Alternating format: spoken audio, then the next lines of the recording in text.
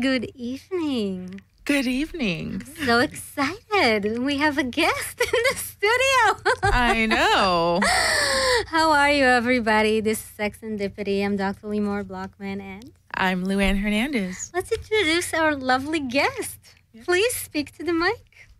Hello, Limor. Hello, Luann. My name's Christopher. I'm here truck driving from the Northwest, and I had a little bit of free time, so thought I would join you, ladies. How are you this evening? This is so wonderful. We're so thrilled to have you. This is Chris, a.k.a. the other Chris. You remember? Oh, right.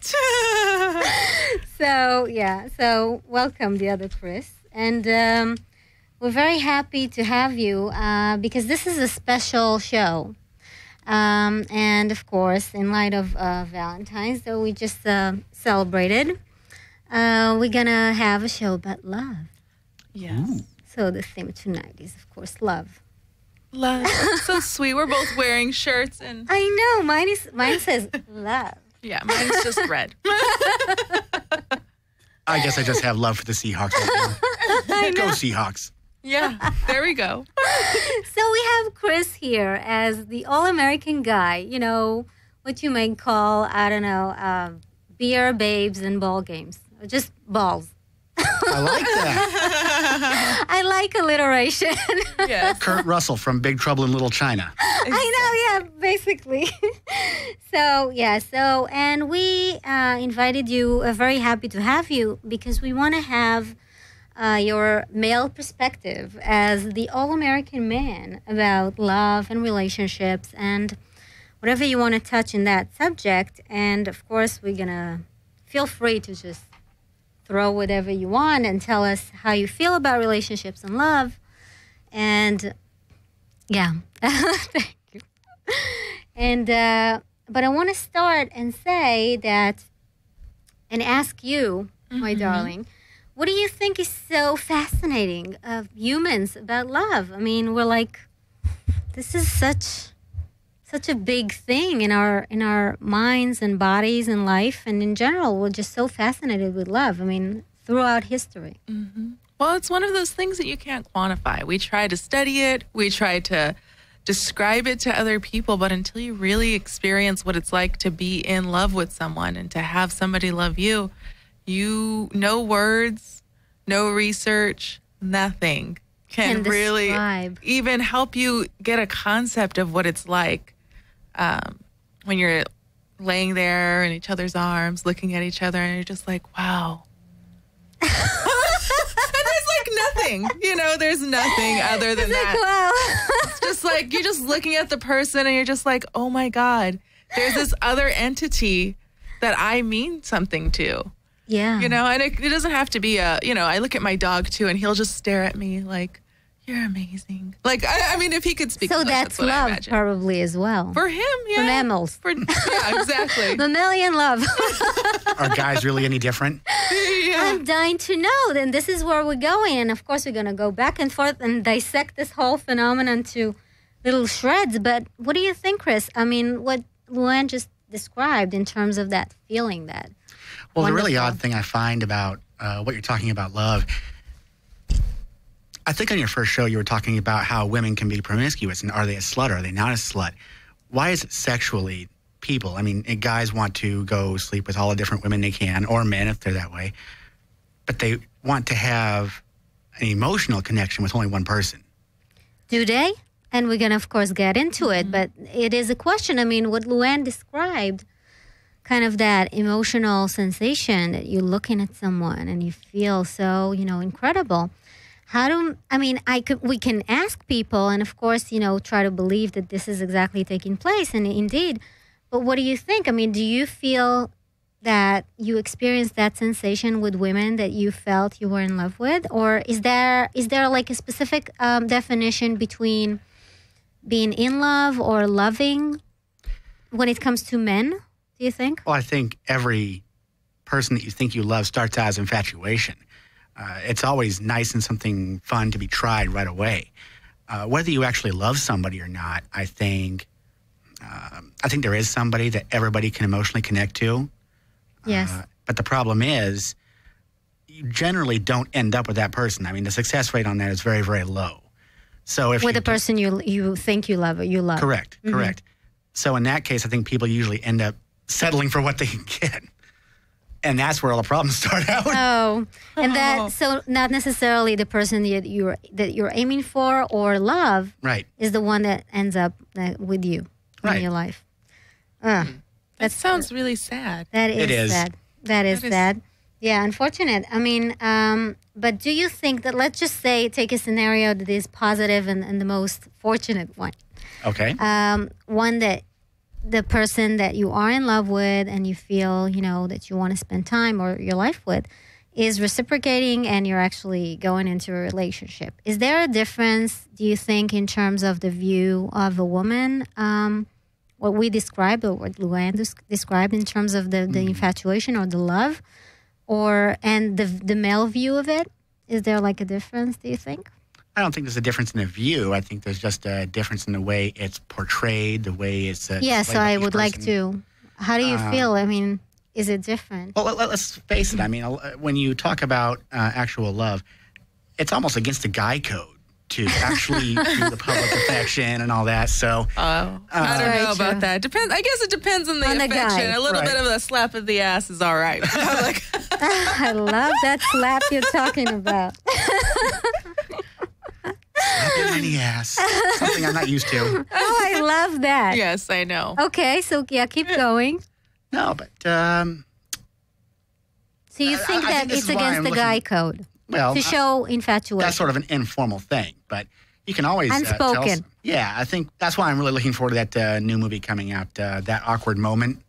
I think it's going to deal with that a lot. So, as I do agree with Luann a lot about how you really can't describe how the love's going to feel or how do you know you're in love with someone. I think once you find these out that you're butterflies or that Yes. sensation. I think just when you have an unwavering commitment to somebody, when you know that you're going to do something for somebody that would be above and beyond what they would normally ask of you, if you know that you are willing to do anything for this person Yes. because they mean something to you, I think that's when you start realizing that you don't even need to be attracted to them. You could just be, there could just be an emotional connection that you like about them, and maybe that's how you start connecting. So.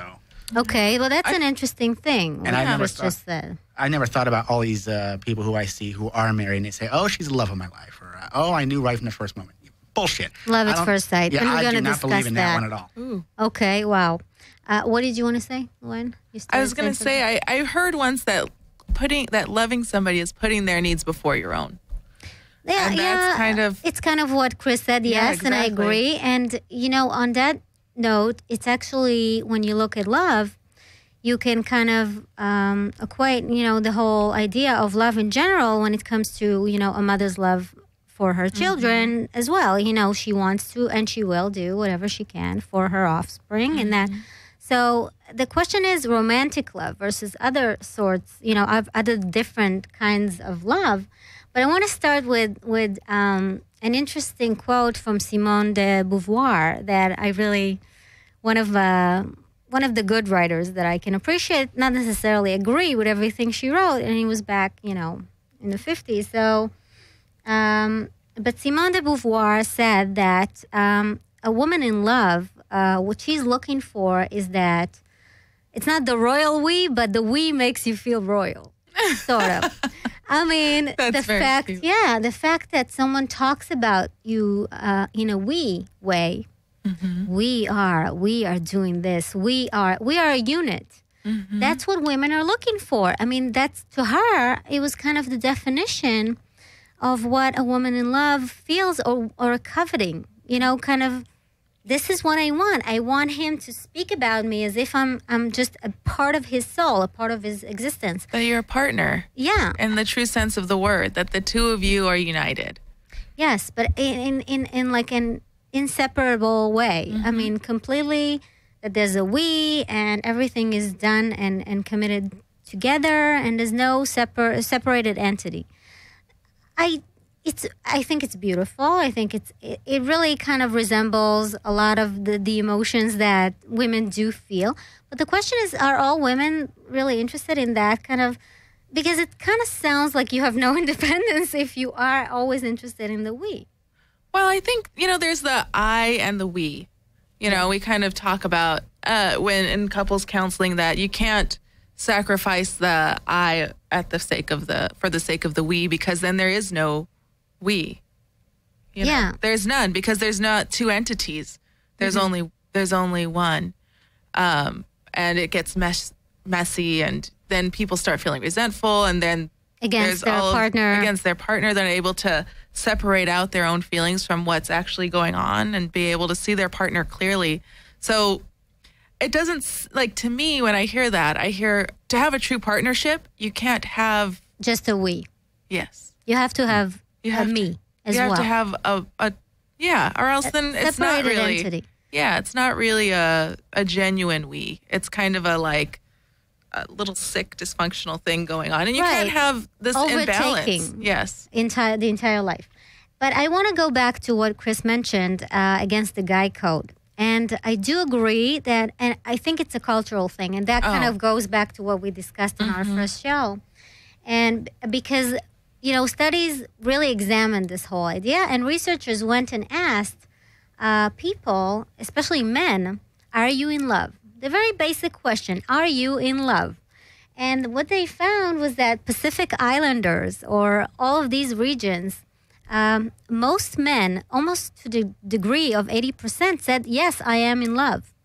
But when it came to Europeans or Americans, it went down to almost 15%. So... Well, because the spark wears off.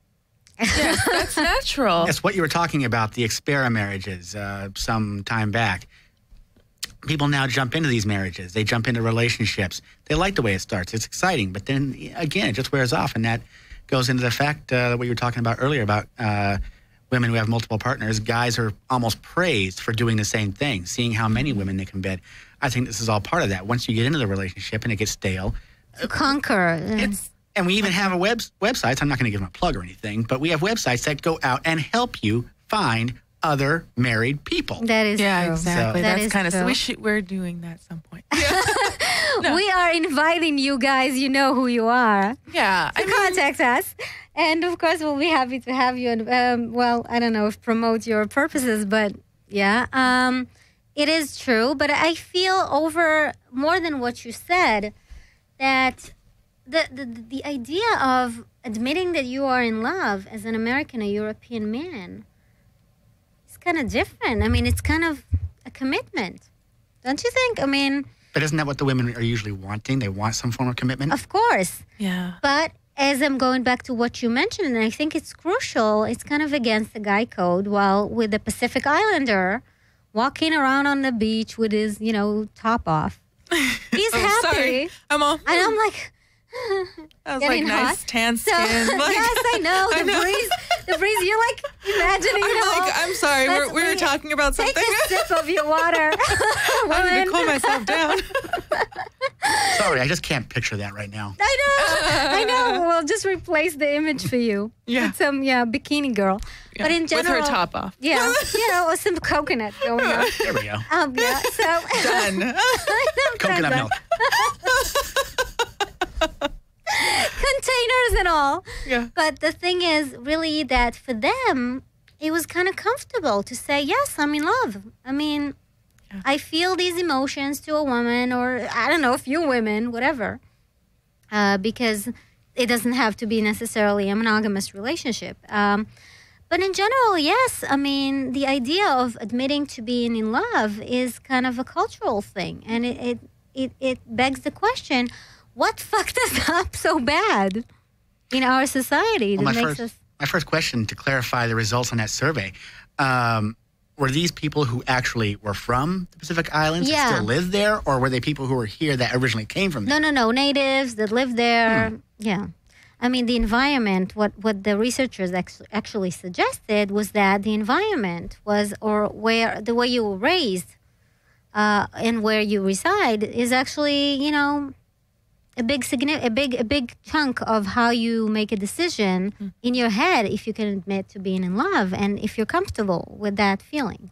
Well, very simply, our pop culture glorifies this. So, and when you start getting exposed to that at an early age, and especially with the advent of the internet, you have access to everything now. Yeah, you're going to grow up thinking that maybe you shouldn't admit that you love somebody, or that you can go do whatever you want with whoever you want. You can be as nasty as you want. Like I said. Okay, that is very unfortunate and true. But then when you say, and I'm going to Hollywood, to the whole Hollywood thing, I don't want to go there too intensely, but so if you look at Hollywood and what the message is, everything is so romantic, a lot of romantic movies and everything, but by the same token, you're exposed to these, messages that, no, you shouldn't admit that you're in love. So what is the right message? I mean, and how do you really make a decision? It seems like it's a lot. I mean, to me, the way I see it, and a lot of the people that do have a difficult time admitting that they're in love or really allowing themselves to fall in love in general, it just seems like a huge insecurity. That there is. So with a specific person, the individual. Yeah. Okay. And I think in our society, we breed, unfortunately, a lot of people who are insecure with a lot of these images of what beauty should be like, or what, life should be like in some way, or what love should be like, or what marriage should be like. We create a lot of these shoulds. Guilty. Huh? Guilty. But it's, it's true. We create a lot of these shoulds, and our society really pushes them on people that unless it's this cookie cutter way, then you're failing. Yeah. And that it's not right. And so we create this, society that's very insecure with who they are and not free to be you and me. And then we come up I think to build on that, when something doesn't work out, we come up with any reason at all to blame this or that about why it didn't work. And then that just compounds a problem. Oh, definitely. Definitely. And I want to talk about love schemas, as they call them. Right.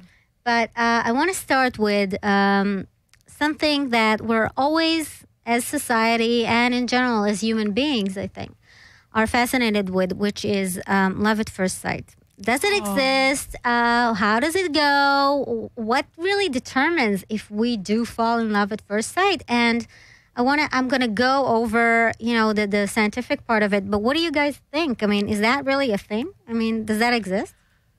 It's so funny. Like, I never really thought of anything like that. Yeah. I was like, it's just infatuation. And it's true. I think that it is just infatuation. Love at first sight is like genuine infatuation. But then at the same time, the first time I drove up and I saw Brett standing out there on his phone, I was like, oh, wow.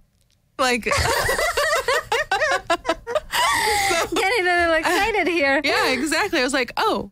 And then, he met me at my car and we kind of walked from there. We had our first date, and it was pretty much from that first date, we were both like, I'm done with everybody else.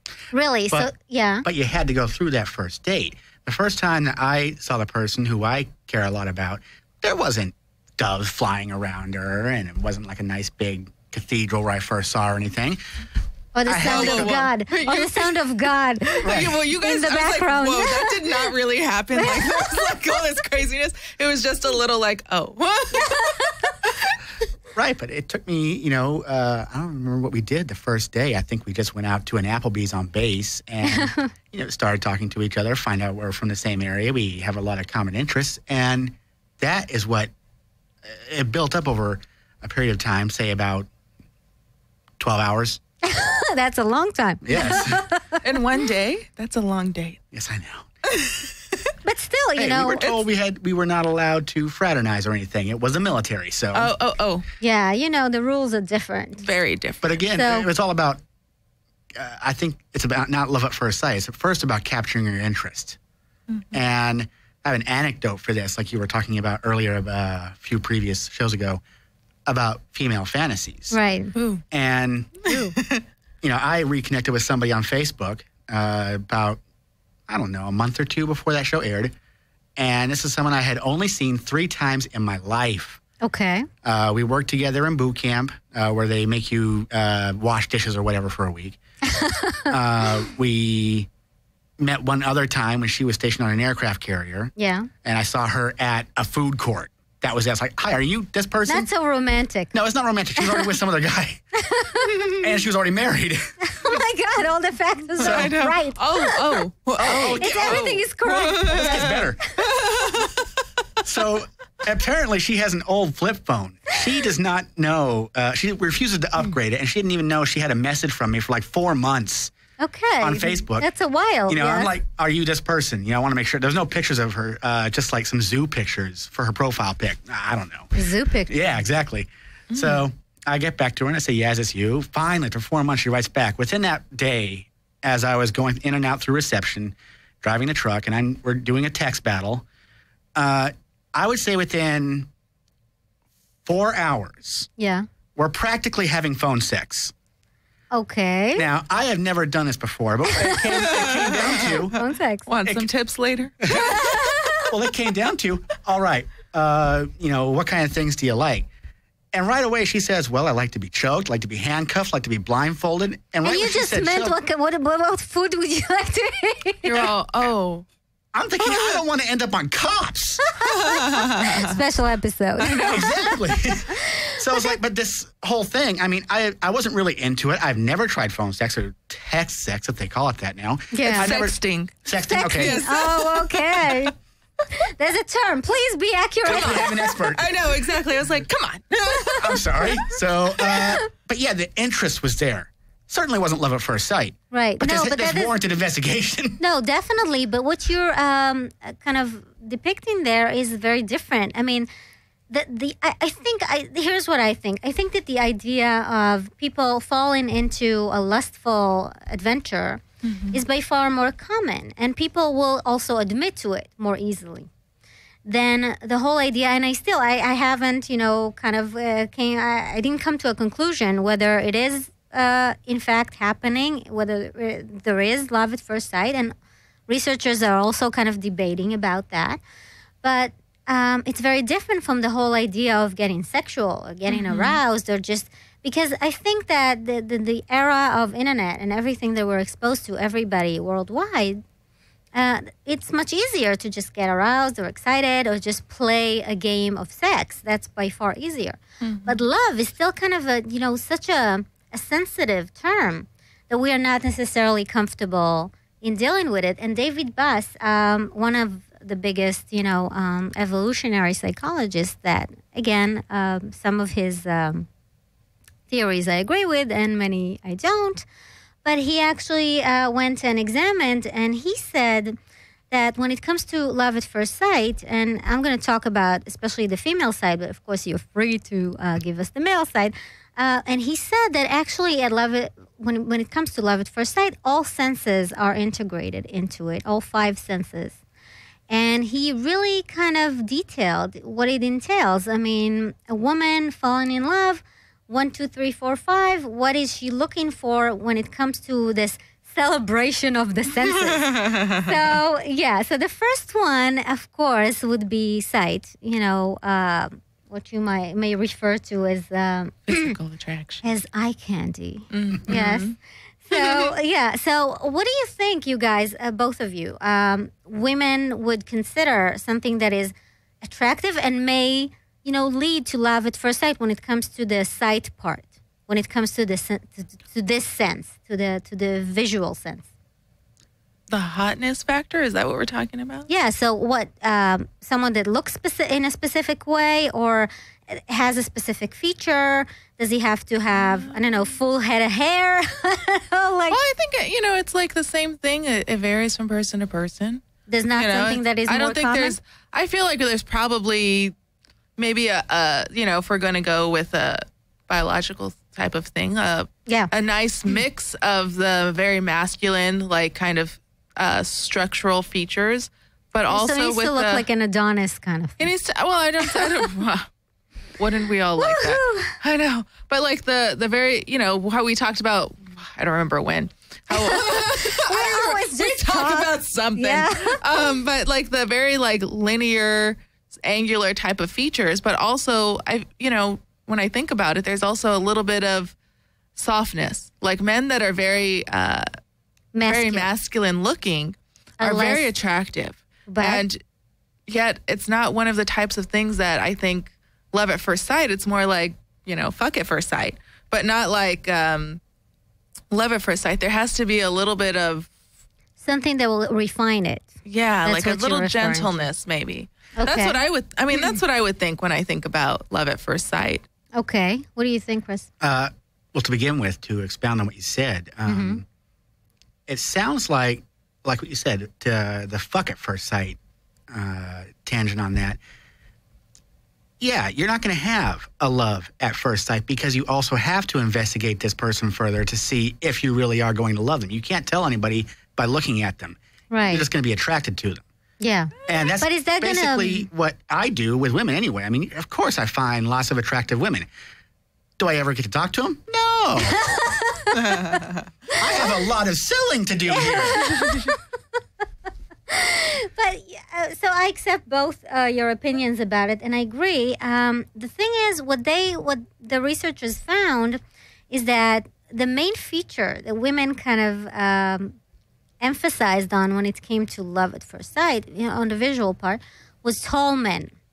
That men that were tall were considered a good catch, or were considered something that is very attractive and may lead, if you integrate all the other senses, which we'll get to, may lead to love at first sight or love eventually. So they're like, all right, it's not the way his facial features work out. It's not how like much he works out. It's not out was a part of it. Is he tall? He has to be tall, yes. And they went and examined why, the significance of his size, of his, build as well was also a V shape. And I'm getting a little hot here. Yeah, I know. It was like, tell me more about this V. Yes.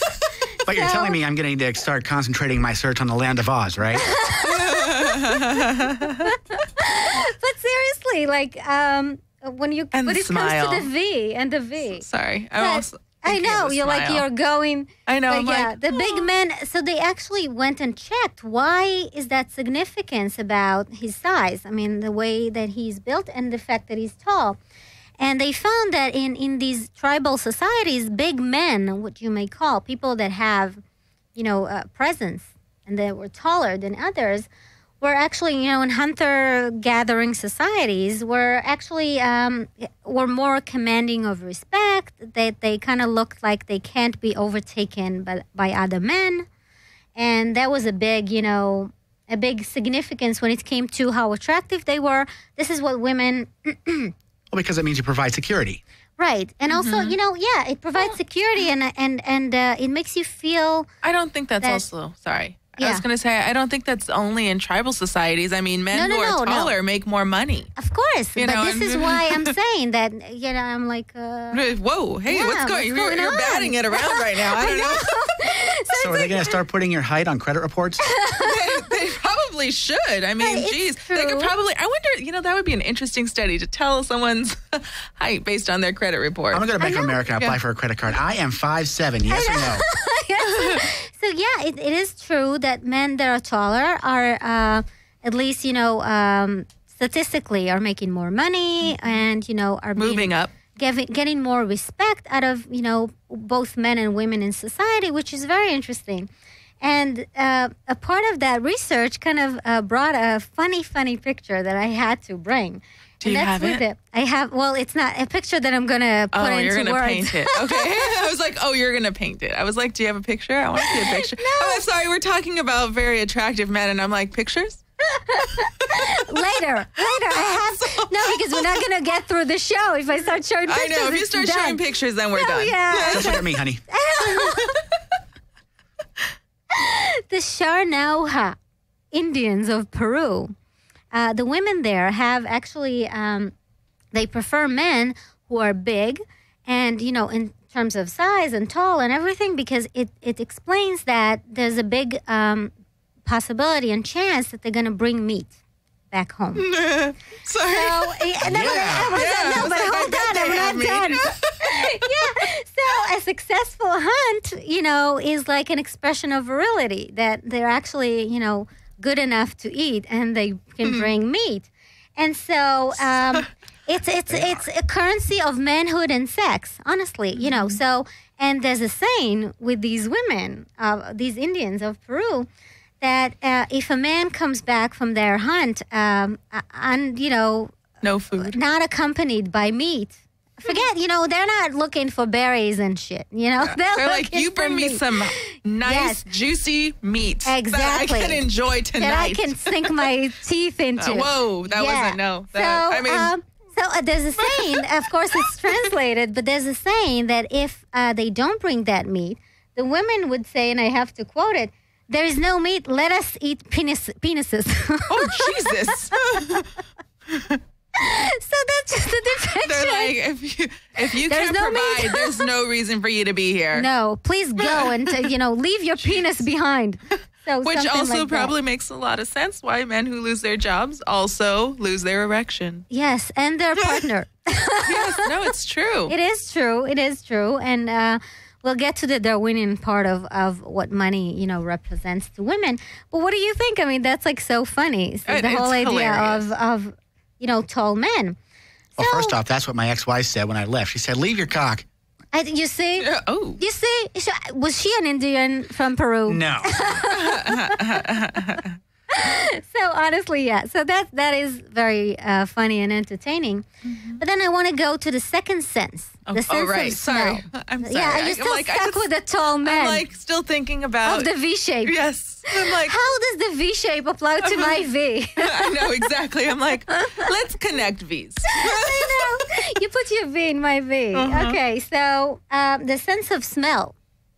Ooh. Yeah, I think, and I'm going to go through what studies say, but what do you think? I mean, is that a really significant part of attraction and falling in love? Oh, yeah. In addition to the pheromones and the compatibility of that, I think that the smell of like there's men who like you smell and you're like, ooh, I like that. Yeah. Like the muskiness of their sweat, it just smells so it's not even gross. It's just like, it's kind of erotic. And it is indeed erotic. yeah. And not to mention the sweat, in the crotch area, right around the little dick area. Well, the dick area. I mean, there's like a certain scent that it has that it just smells so good and it's so attractive. And, you leave and you are sniffing their shirts after. Oh, it's really weird. Or wearing their shirts. Or wearing their shirts just so you have their scent on you. Right. Or smelling their scent on a pillow or on, bedding. In your hair. In your hair, all over. I mean, you can really, what do you think? I mean, did you have women sniffing you around? No, I cannot say that I have. And I've never had a woman ride my face as an aftershave application. Let me just get I never gone into work and had some guy go, is that pussy? Is that pussy I'm smelling? You smell very good today. Yeah. Juicy pussy. Yeah. We could bottle that stuff.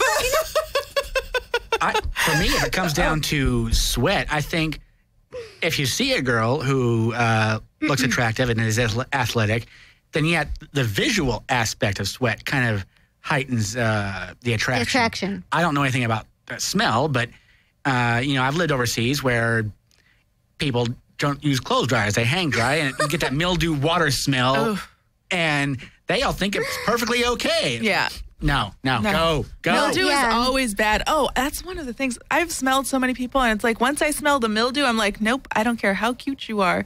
You smell like mold. Yeah. You're done. So what you are both saying, and You're just smelling that mushroom growing. I know. I'm like, that is not right. Okay, so what you're both saying, and I agree with, is that on one hand, it can be such a big part of attraction. On the other, a big part of turnoff. I mean, if someone... And I don't want to go into the whole scientific, it's too a little heavy, the whole idea. But women really said that if someone doesn't initially, even when you just brush against them, smells like someone that is attractive or that you want to stay around, you will not only that you're not going to go into this relationship, but it's not going to last, even if you did. I mean, initially you can go to have lunch and he can sit on the other side of the table and his smell is not something that arouses you. You're probably not going to see him again. Yeah. But the difference is, I'm sorry. Go ahead. No, the difference is, you were talking about natural smell. Oh, yeah. If I smell a natural smell, I generally don't like it. I want to smell some sort of artificial thing, a perfume, soap, whatever, so I know they're clean. You really want to get me wild? Just Put on something that smells like pizza. Let me Good, smell the you. whiskey. Yes. Let me rub some whiskey. I know. You can Hold make on, an Irish guy any better. Little scotch. Hold on. I'm going to change all my perfume bottles. Just put it in bacon. And You just cover yourself. Go into your fridge and be done with it. Exactly. Although I did hear that men do like the smell of warm baked cookies. Like if a woman smells like cookies. Yes. Yeah, it It's means like- that she's They're she's like, gonna run a "Ooh." good house. Yeah. I spend a lot of money, and I'm going to lose my man card for this. I spend a lot of money at Bath and Body Works buying cookie-flavored candles. You see? Yeah, see, if I walked around smelling like a baked good, That's right. you'd be like, Mrs. Whoa, Fields. Whoa. I know. Yes. But seriously, so it could be a turn on, a turn off, and it's actually not anything new. And, even as we said, in the animal kingdom, people, all the animals are using the sense of smell. Of course, it's a big thing. But even, in ancient societies, women tended to, which I find such a beautiful, thing to do. And I actually carry one right now. Women used to carry these little sackets in their vaginas. And To carry the vaginal secretion. yes. Yeah. And then, whip it in front They're all of... like, oh, shoot, he's coming. they just throw it on his head. No, but they would actually carry them around and then have their men, the prospective men. They're like, this is what it smells like. Yeah, here is my gift to you. You want to open a business, dear? There's some money to be made on that. Juicy. I know. isn't That's it? what's going on. Yeah. Yeah. So- Instead of juicy couture. I know. Juicy. It's exactly juicy couture. It's exactly what it is. We just didn't understand Yes, what it meant exactly. initially. But and again, not only women would do that, but men in these areas, the Balkans and Greece and all these areas would, during festivals, would carry little handkerchiefs under their armpit. And then, just whip it around in front of the women. Seriously. And that should be like You like that? something. Yeah. Oh, God. Can you imagine if we It's did like that now? Pavlov's dog. I know. Carry them around. I'm just envisioning some guy at a strip club with this little handkerchief down the front of his pants, get a little bit of pre-cum on there, waving that around.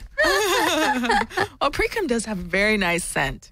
Well, The pre-cum. Does it? No, all cum does. I think it has a very nice scent to me. I like it. Yeah. It does depend on what you consume. Yeah, exactly. And a lot of other factors. Yeah, But so we kind of agree about that the sense of smell is a really big thing in terms of attraction and possibly love and this whole idea. And then, of course, the third thing that they kind of related to as one of the most important components was sound. The sound of the sense voice. of sound. Yeah. The voice. The voice. So what do you think? Is that like more important, less important? To me, it's interesting. Like, you can definitely tell on the phone. Like, I find that I'm attracted lately to men who have a little bit of a higher tone of voice, higher pitched voice than Really? in the past, where I would go for these men who have very deep voices. Yes. And like I said, I noticed your voice dropped when you said that, too. That is a good noticing. and it's, So- I think it, when I said, How do fuck you at first explain sight, it? How do you explain it that now you find yourself more attracted to men that have a higher pitch? I think I'm looking for something different. Because you're looking for someone for a long-term relationship, he Yeah. should have a higher pitch. Well, I think that they do naturally. People, Okay. well, you know how they have the idea that there are certain voles that have different alleles in their little biology makeup. And some of them are promiscuous, and it doesn't matter. And some of them are more prone to commitment and sticking with one little vole. So they're like the little husband voles. Like, and then there's the like guys who like the little voles that are like fucking all the other little ones, right? And then I'm ending up with all the fucking here. Yeah. So keep going. I'm sorry, but I'm just saying, like, I think that there is a biological difference in men that are more prone to commit, and then So there they are. should have a higher pitched voice. The ones I think that it are might, actually. I think it committal? might. Maybe. I mean, I'm trying to figure it out myself, but I think maybe there is a little bit of that. Yeah. I mean, they also said that men who have, what was the study I read? That men with larger testicles were less likely to participate in household chores. Well, than because men. they have a lot to carry and stuff. Yeah, come on. They have enough in there. They're like, I did enough. I know. I'm like, what am I going to do with all this? What's going on down So here? what if you carried a baby for 9 months? That was only 9 months. Yeah, look at what I have to deal with every day. Deal with the two of them. Yeah. Do you think that maybe the deep voice thing is just maybe It's a reinforcement of the Of protective? manhood? No, of the ability to provide security. well, it's associated manhood, with in a way. testosterone too. Yeah. I do. And studies show that women in general, for both long-term and short-term relationships, had the tendency to appreciate and it's interesting what you said, because you kind of evaluated that your preference kind of changed and altered. It's really weird. Which is, but it makes sense, in a way. But women did prefer kind of Pavarottis over Capotis, like it wasn't like that that attractive to them to have someone with a higher pitched voice. And even again, going to tribal societies, in Tanzania, for instance, the hunters there, the researchers found that the men that had lower pitched voice had more offspring, and that kind of probably predicts that they have more sex with more fertile women because of their what they have, their deep voice or something that represents manhood. Or maybe they're just getting laid more. Yeah, but because they have the opportunity to get laid Right. more. Yeah. And More women want to have sex with him. Well, I think, lower voices are associated with testosterone, and even men are attracted to, they like the sound of a low, sultry voice. Not necessarily. Not true. When it comes to sex. Well, not necessarily. When it comes to initiating. From women? Because I think that actually men prefer the sound they of a prefer little the girl. higher. Yeah, They prefer the sound higher of- pitched voices when they're Right. talking I think normally. Jennifer Tilly's voice is But- sexy. But when when I was reading this study, it said that as men get closer to initiating sex, the lower a woman's voice drops, they start becoming a little bit more aroused. Maybe, and maybe it makes sense, and maybe as a cue for her, That's exactly what I it am is. ready for you. Exactly, Okay, because yes. it's a sign of it's like a testosterone led Yeah, with type my of thing. voice, drop my panties. Yeah, exactly. It's like both drop at once. I like that Same. analogy. I know. It's like my voice drops and my panties drop, and everything just and drops. everything's ready to go. Yes, just come And at my me. inhibitions drop as well. They weren't there to begin with. Yeah, exactly. But yeah, so in terms of sound, women did prefer men that sounded more manly and kind of, and they didn't even really kind of analyze it down to the idea of testosterone, but rather just found it more attractive. Right. This is how they said to relate to it. Now they came to the sense of taste. Oh. So How do we taste. taste them without? How do you taste somebody? How do you taste somebody if you just see them from afar? Well, Well, true. it goes into Yeah, you smelling lick them. again. You lick them just You lick a the little. air. I know. Think about serpents. Yeah, do you have a Gene Simmons tongue? No. Yeah. Oh my God. I think not. You just But the sense of taste, was actually interesting because, of course, we're talking about love at first sight, and then on the surface it could be just looking at someone, but it entails a kiss. Okay, so let's go to how significant and how important is a good kisser. I mean, is that something that we're going to integrate into? Can I fall in love with that person? Is that important? If he's a good kisser or a bad kisser? Because there are a lot of bad kissers. there out there. are, and I always feel like they attack my face. I'm like, my face. I know, it's like, Leave me I'm alone. like covered in something. Yeah. Something. Yeah. So what do you think? I mean, I'll let you go first this time. yeah. I Very talk a well. lot. Do men value a good kisser in a woman? Okay, you need to understand that my sexual resume is not very extensive. So therefore, if someone it is doesn't willing, matter. if someone's willing to kiss me, I'm down. But did you find yourself like saying to yourself, "Oh, she's a good kisser," or no? well, there's some work to be done there. I think the only thing I found was that there were some who were so protected throughout their lives that they would just, they wouldn't kiss because they didn't really, they were almost ashamed of what they were doing. Maybe they were like ultra Christian or Inhibited. whatever. Yeah. Okay. So that affects their ability to give into it. It only heightened my awareness that, hey, I got to make this person feel a little more comfortable. Okay. I don't know if, for me, kissing doesn't really have any kind of impact on attraction or love. It's going to be everything else that happened prior to that. Okay. That's interesting. And I believe that it's maybe the male perspective of it, not only specifically yours. But what do you think? We are hoping for a lot more than a kiss, so that's why we're not judging it. Of course, we all are. Let me tell you. But no, it doesn't end there. Yeah, you're a good kisser. Okay, let's just kiss. Okay, that's awesome. Let's just stay right here. Just stay here and hold hands and kiss. Yeah. Yes. So, what do you think? I mean, is that like an indication of if he's a good kisser, we're gonna have good sex, or if he's a good kisser, I can fall in love with him?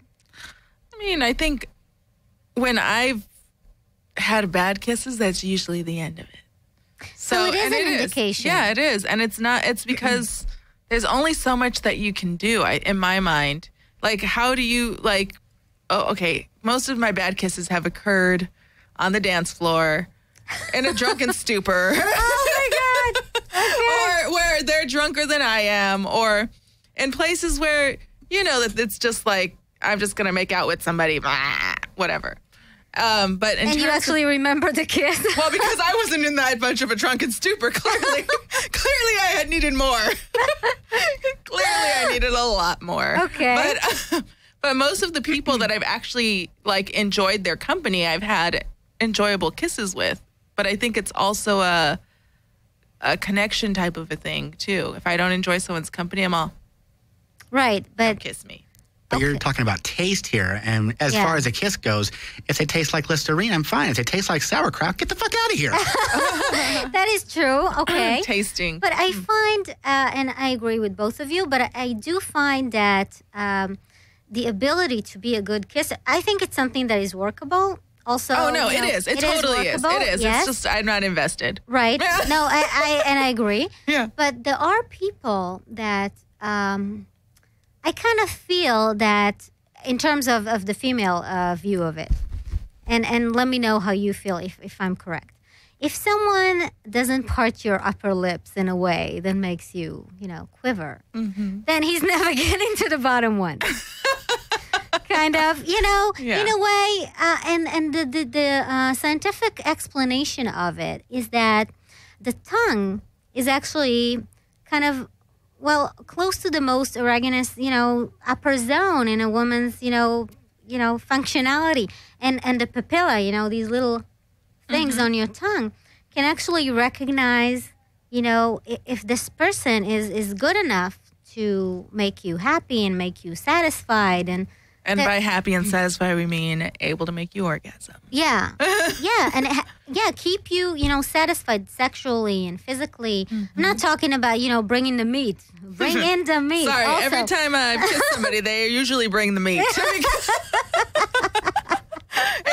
like, thank you. That's what I needed. I didn't know that you had a penis. Thank you for pressing against my stomach. What is that there? I know.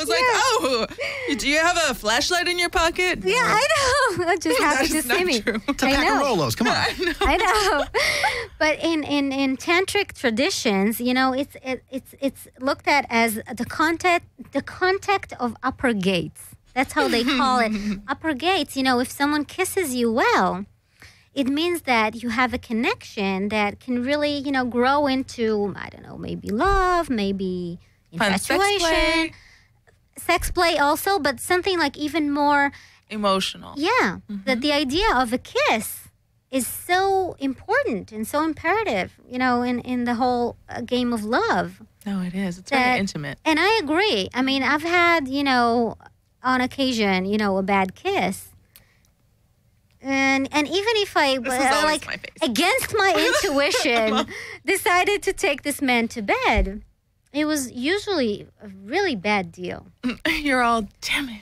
I fucking wasted knew that it. I knew it. And I knew it from the beginning. I have to get out of here. I know. Yeah. So No so, pressure about your first kiss, people. Just to let you know. I know. No Just pressure. let me know where I can get implants for those bumps we were talking about. I know. I know. And the last sense was the sense of touch.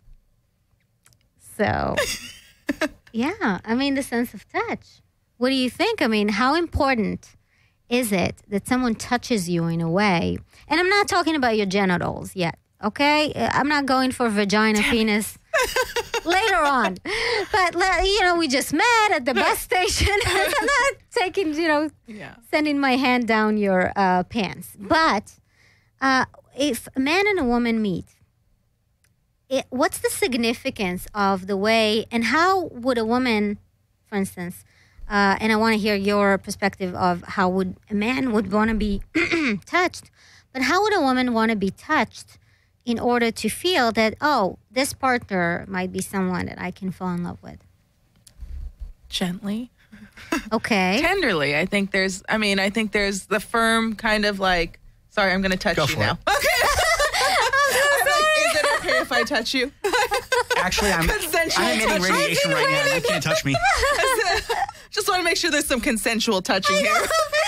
I know. Yeah, go for it. But like, if a man touches me like very firmly, kind of like forcefully, you kind of know that, you get an idea that this person's going to be a little bit more forceful. If a person touches me a little gently like that, I think that feels a lot nicer. It means it's a little bit more tender. So the preference is for a lighter for me, touch? I don't think a lot of women want that like The lighter gentle caress. Sorry. Now I just, you let me. It's like a vampire. I know. You allowed me in. So, yeah, deal with it. Yeah. But Hey, explain that to your boyfriend. Brett. Brett, So you do not call in. Brett is like the operating system is going crazy. I know. But the thing is, so you think most women would prefer a forceful touch? I think a firm touch. Like that will indicate that he can throw me against the wall and take me. Or protect you. Or protect me and bring me the meat. Yes. Yes. I want to be brought some meat. Okay. I actually like the gentler touch because it's almost like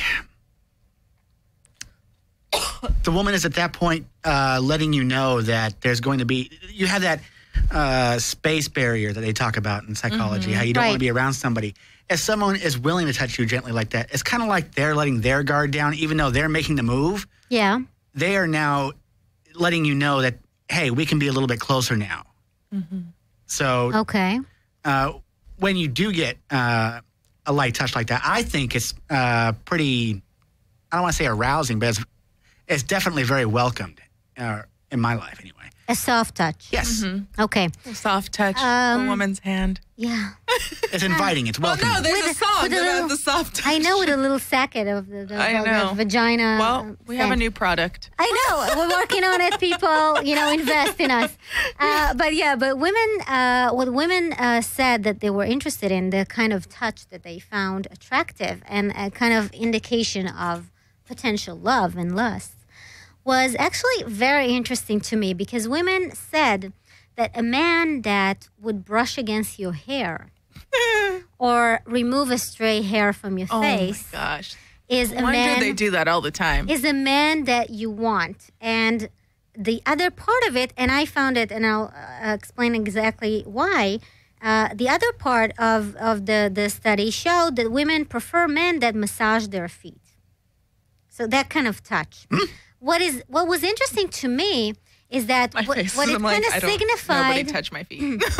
What it signified is that women are seeking, that's my analysis of it, of some sort of a touch from head to toe, because it started. Yes, exactly. Yeah, I mean, with like touching my hair and then touching my feet.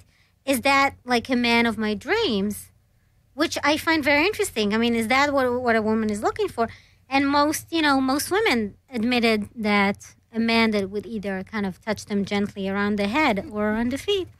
Well, let's face it. If the woman's been at work all day, those feet are funky. And if you want to touch those feet, that's going to require some commitment on the guy's part. So it's true. So you agree. It's true. So you agree. I cannot understand those toe represents. suckers. No. That's very odd to me. No, I don't like it. No. I know. I know. So I do find that all the senses are significant when it comes to infatuation and falling in love. We have so many other things to talk about. I mean, it's like I feel that just 5 minutes passed by. Oh We my didn't God. That was so fast. I know.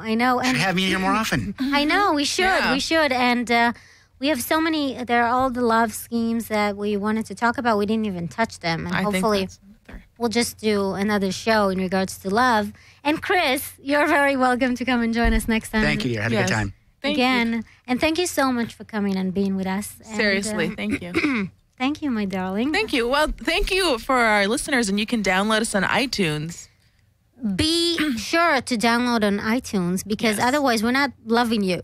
We're not giving you any love. You want a little bit more love? You want to invest in our juicy pussy? Yeah. Is that what it was? Yeah, it was a that juicy what we're gonna call pussy it? Yeah, vagina. I Juicy packet. coochie? Juicy coochie? I like that Juicy even cooch. better. Done. Done and done. Yeah.